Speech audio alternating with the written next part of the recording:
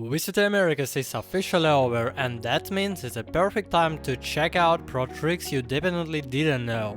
In this video I'm breaking down the most interesting plays from the playoff stage and showing you exactly how to use them in your own games. And hey, deal. If you learn even one new thing, hit that like button and subscribe so I can keep bringing you content like this. Let's go. Okay, EG vs G2, first by round was a future tournament winners. Huge round, but look at this aggressive strat, two players holding main, ready to trade instantly. The enemy clearly isn't expecting this and Lotos focused right after the first kill, and the EG duelist pays for it. Ready to pounce at a moment's notice, but the shot just goes wide here. Yay! Finally dealt with. Jorgamo. You and your duo can totally catch enemies like this too, especially in Ranked, where nobody expects it. Just make sure your teammates doesn't pick too early and boom, you've got a real shot at catching someone with their knife out. And if your teammate get a kill, they can fall back behind this box, giving you a filthy off angle to play from. Here's a great angle leaf from G2 used. Hyper committed angle, hoping to get ahead of that timing!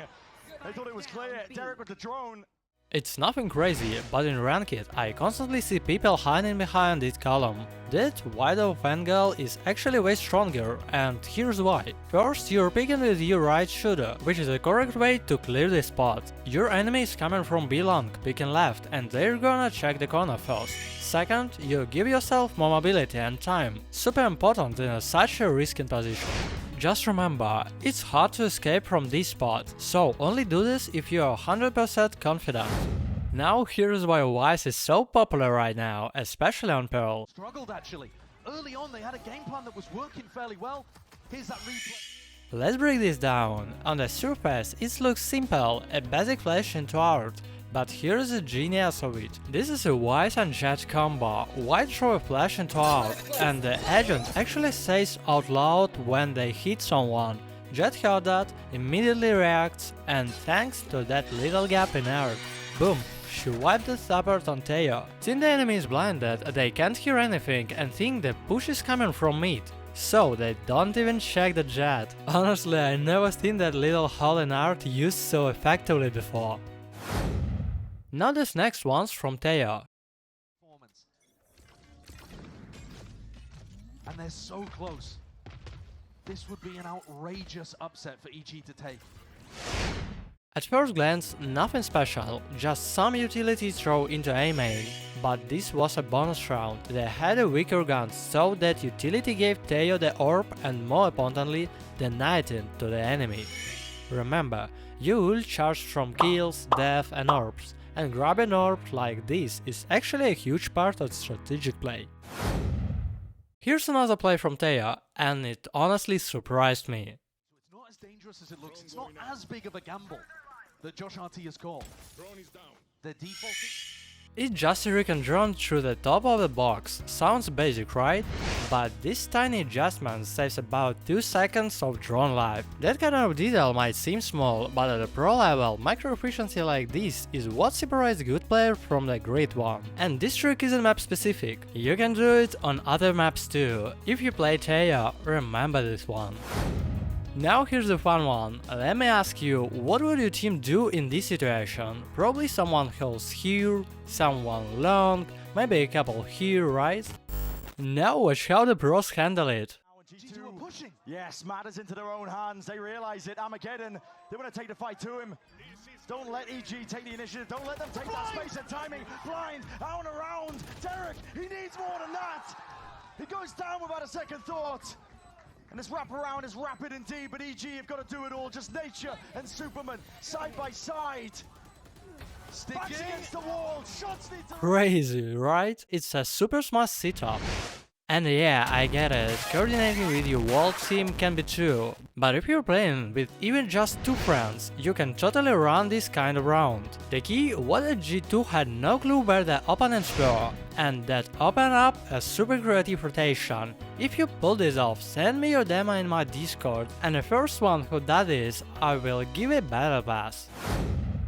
Now let's switch over to the match between Mibber and Sentinels. Here's another angle that totally caught me off guard.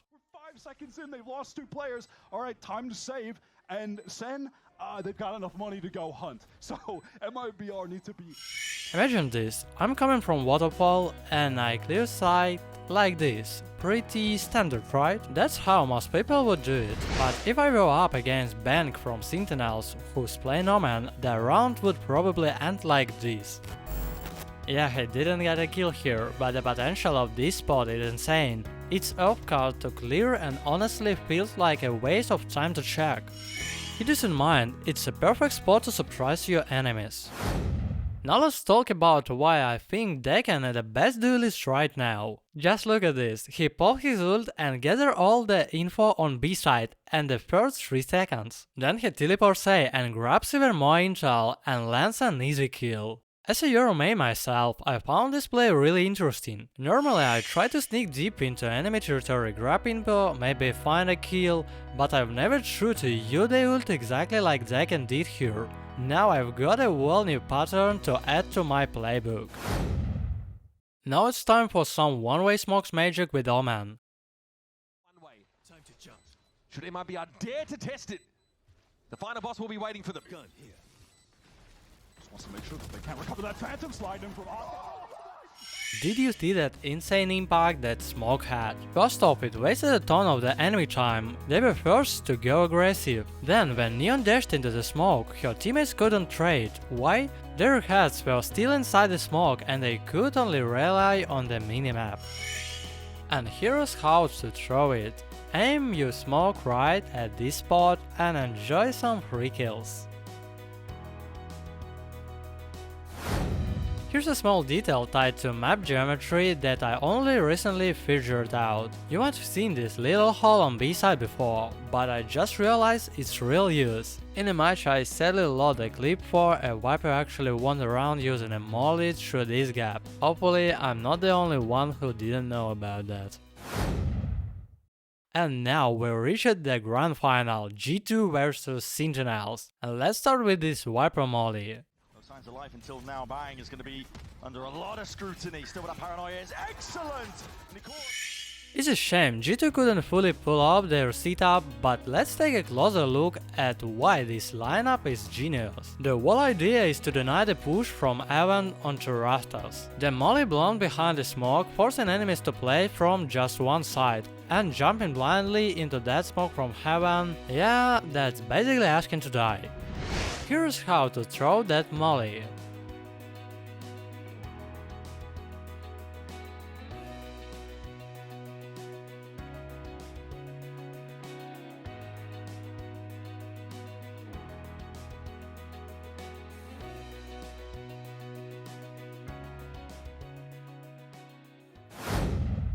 Have you ever thought about using enemy abilities to your advantage?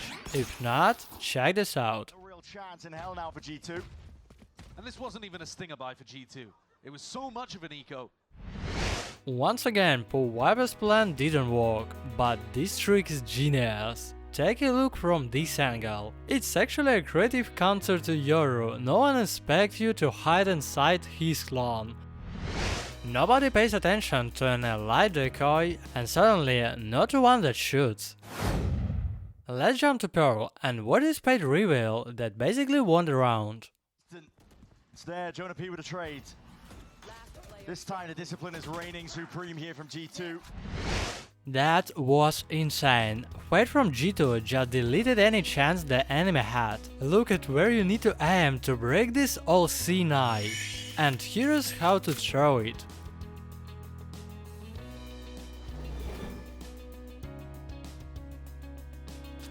Find you. Just be sure to push instantly after using it to catch them off guard. Here's another amazing Fade lineup. For some reason it's nowhere on the usual website. Bit more backup. These are the difficult spots. These are the tough decisions. You might be thinking, it's just a reveal, nothing special. But did you know the wallet land behind is one-bangable? To line it up, stand right here and aim between these 2 bricks. Then try to wallbang anyone hiding behind it. Marked one. When I saw this next play, my jaw actually dropped. Let's break it down. Back second though, spots it out, space is still being held down, and he could be that difference maker. TP in, and it's not expected. What a play! Astra threw this wall, and at first it looked like a terrible idea. But look again. It perfectly mimicked a real ace I execute. The wall cuts off a backside, baiting the defenders to rotate. But here's twist. It's all a fake. There is a tiny gap in the wall where Yoru places his teleport, and since Astra walls block sound, he gets behind enemy lines completely undetected. And let's finish off with this clean Vyse flash. Some teams running the double sentinel. This isn't just about the moment itself, it's about how to maximize your flash value. First, it gathers info on nearly the entire mid area. Second, it's instantly picked up, so you can reuse it in 20 seconds. It's a small detail, but mastering these little optimizations can seriously up your game as a Vyse player. And that's it. I watched a ton of pro matches, so you don't have to, and I picked out the most interesting moments that can help you improve. If you learned something new, be sure to drop a like and leave a comment telling me what you threw of the format. If you're not of you enjoy it, maybe this become a regular series. And of course, subscribe to the channel, so you're always first to discover new tricks. Oh, and definitely check out my last video on how skins might actually mess up your aim, you won't believe it. See you next time. Bye bye.